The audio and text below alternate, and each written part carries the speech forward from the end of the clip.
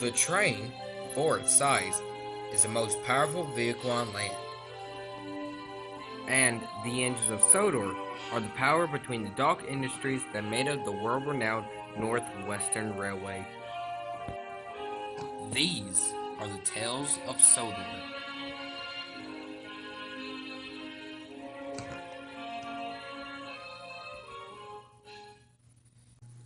Ever since the day where that Percy the Small Engine came to the railway and told Sir Thomas Had that not everything that in Sir Thomas Had's life was always about a screw-up, Sir Thomas Had was soon at last able to go ahead and focus better.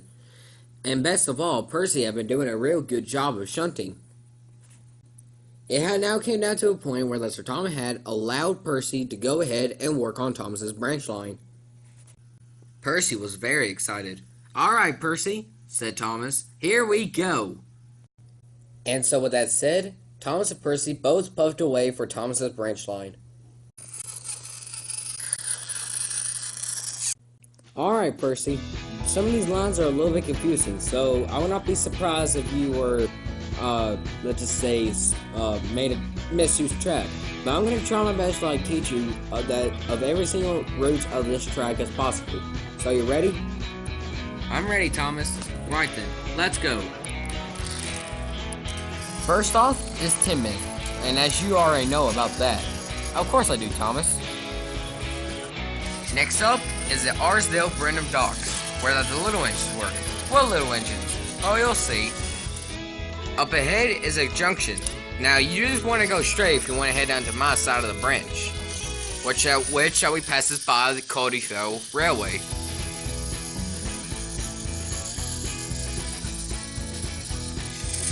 Up next is Ellsbridge. Now I just usually stop at the first platform because these tracks are connected. How are they supposed to do that, Thomas? Well, that's for another day, Percy.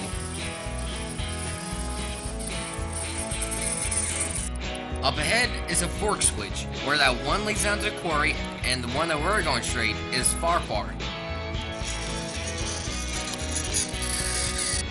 Finally, we at last arrived at Farquhar.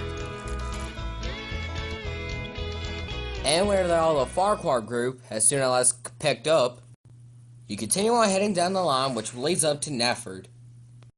So, Percy, did you enjoy the line? Oh, yes, I did, Thomas. Good, good. Now, are you ready to head down to the Farquhar quarry? Oh, yes, Thomas, I am. Right then, let's head on down there. Thomas and Percy had worked extremely hard inside the quarry, shunting cars here and there. It had soon came down to a point where the foreman manager came up to one of the engines and told them to shunt a goods train for Henry. So that was the one thing that Thomas and Percy immediately done. At last, the entire train was soon at last shunted. Well, sort of. The only thing that was missing was a brake van.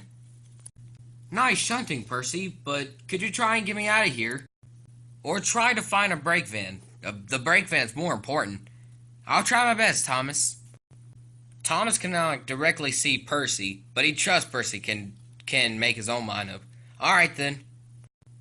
So therefore, Percy was going straight.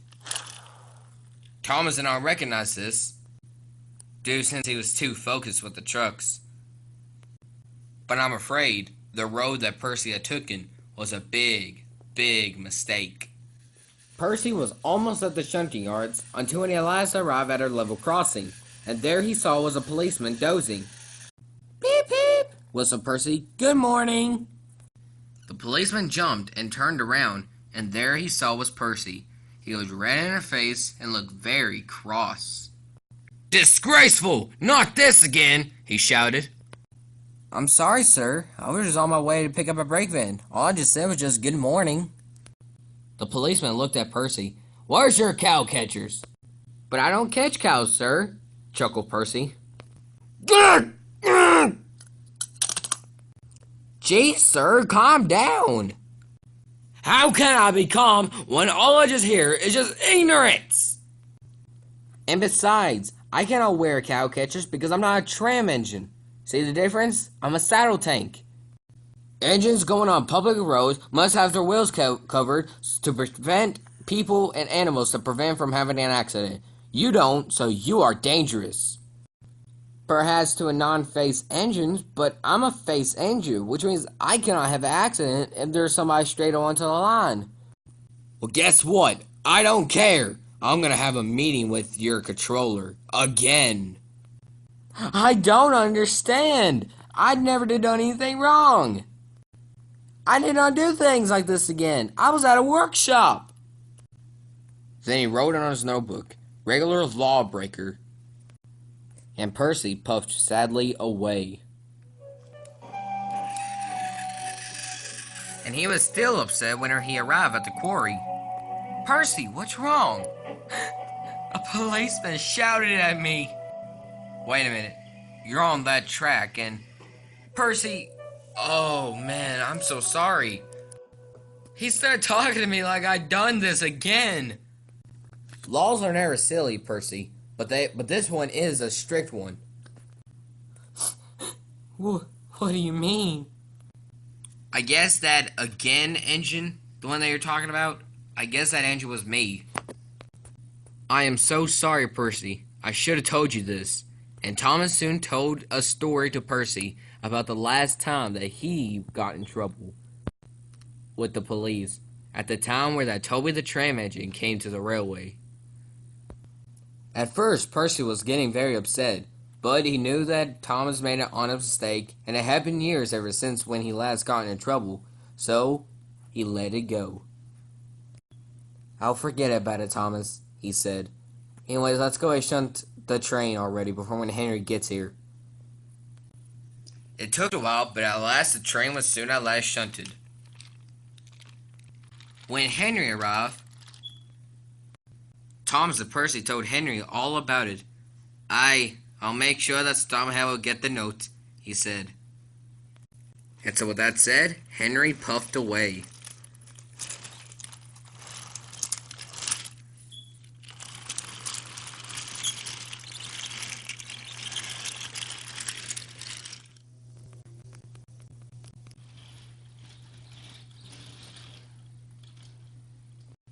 Henry, you're late. I know I am, sir, and I'm very sorry. There was, something in a line. And what kind of something? Can you both please keep this a secret? Okay. Please do not tell this to anyone. But, there was a cow on the line. A cow? How did that happen? Well... Gordon, what's this? A cow must have strayed onto the line whenever that Edward was, taking those cattle trucks. Why haven't you just shoot him off? We tried, but it would not budge. Psh, afraid of a little cow? Go on now. Shoo! Shoo! Okay, I'm just gonna head on back to the station. Oh my god. Well, still, could you at least keep it a secret? Please. Yeah, sure, no problem. Well, if it was not any stupidity, then I guess I would not have to blame you. Of course, you did done something stupid to the cow. Oh, please hush. But anyways, there's something I need to tell you. Percy is in trouble with the police. The police? What for? Something like when Thomas had that trouble with the police whenever Toby first came to the railway. Oh my goodness! Edward, take me to Elsbridge, now! Yes, sir. Right away, sir. As I charged down the station, on my way to head down to Elsbridge, I was pumping my piston as hard as I could, desperately trying to help my friend. Edward, did you see that? Yes, a tipped over fire truck. How did that happen? I don't know, but I guess we're gonna find out eventually. At last, we arrived at the station. Alright, Frank, let's go ahead and deal with this again. And it's about time that we have to do this.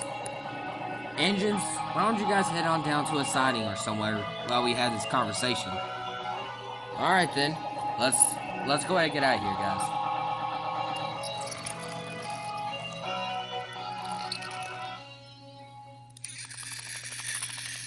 We all then decided to go ahead and stay at the quarry for like a little bit. Oh, this is all my fault. I think I got Sir Thomas had arrested. Calm down now, Percy. It wasn't your fault. I should have told you about my story. But still, I think I cost us all the railway. Again. You know what? Let's just not talk about it. I can see it is gonna bring you underneath the weather. Okay. Percy then looked over at Thomas and I. He could see that we both had numbers. Thomas was 1, and I was 2. Then Percy looked at his cab, and then he realized that he had the number 6. What are these? Asked Percy. What, the numbers? Yeah, like what are they for? These are the Northwestern Railway's numbered engines, the one of how many and who was the first one and the last one that came to the railway. Then Percy remembered Duck. He remembered that he had the number 8. But I was the last engine. Should I be number 9 or 8 or something? Yes, you should, if we still had our number 6. Percy was puzzled. Edward, why on earth are you going to tell that story? Then Edward's face went sad. What? Asked Percy. Should we tell him, Edward? There's no point of just going ahead and ignore it, said Edward. A while ago, Percy, I used to had a colleague of mine, same class, same birth, and same opinion as me. He was a twin of mine, but unfortunately he was a little bit egoed, if you know what I mean. Egoed, which means he was a boastful, arrogant engine who thinks that he knows how to handle trucks. He was our original number 6. His name was Tiger. Tiger was indeed about what you just expect out of him. He was an orange tender engine with black stripes all over. He was almost like my best friend, but unfortunately, he died in the year of 1936. How did he die was that he was approaching up at Gordon's Hill, pulling a normal good train like the usual. What he was pulling was just 1 freight car, 2 box cars, 3 actually, 1 tar tanker, and one of the box cars was loaded with dynamite. And a caboose, which makes it 6 trucks. But unfortunately, 5 was the limit, and I'm afraid that Tiger did not end very well.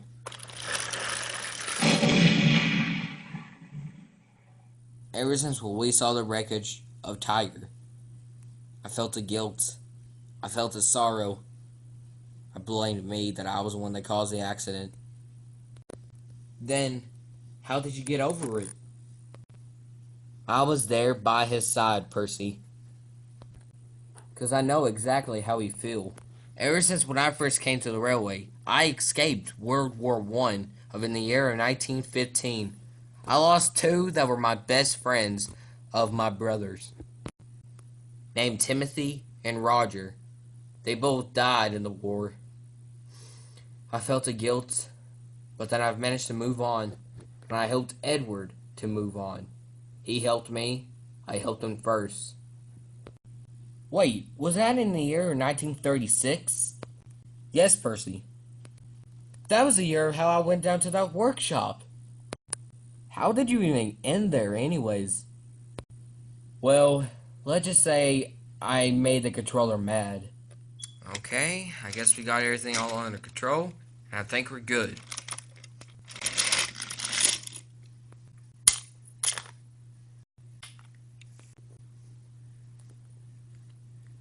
Uh-oh. Oh my god, Percy. Hey, I was young back then. Yeah, but you were made in 1905, which makes you... let's see. I was made in 1925. What? I'm the last of my kind. I'm a secretly built engine. My model is not really that much related to my brothers. As a matter of fact, you actually aren't. See? My boiler needs to be up more to look like my brother's. Huh. Alright, everybody. I got some good news. I got Frank arrested. Wait, what? How? How can you arrest a police? Well, Edward, do you remember that tipped over fire truck? Yes. Well, it just turns out that Frank was inside of his police car, and then he saw the ambulance start driving at like a maximum speed. Without even thinking straight, that the reason why that the car was like driving at a maximum speed was because it was on its way down to a fire. But Frank thought it was like breaking the law limits, so therefore he tipped it over with a police car. So he took it to a workshop, and then he instead took his motorbike. And therefore, for injuring a bunch of people, I decided to go ahead and ask the director to arrest Frank. But still though, the laws are not going to change. So what we're going to do is that we're going to build a fence and try our best to move our farmers far away towards all these quarries and docks and stations like that. And just like that, they indeed did move all the farmers towards to forest or places that was far away from railroad tracks. So now Thomas can now take at any track that he could take. Now he could go ahead and head down to the Farquhar station without even using any cow catchers or side plates. There was even a new policeman, and he was a much better friend than the last one. But Thomas still takes his usual route, because it was more rememberable, and he enjoys it better. And Percy was soon at last able to move on, but for some reason, when he head down to points, he always derails dramatically. But that's a story for another day.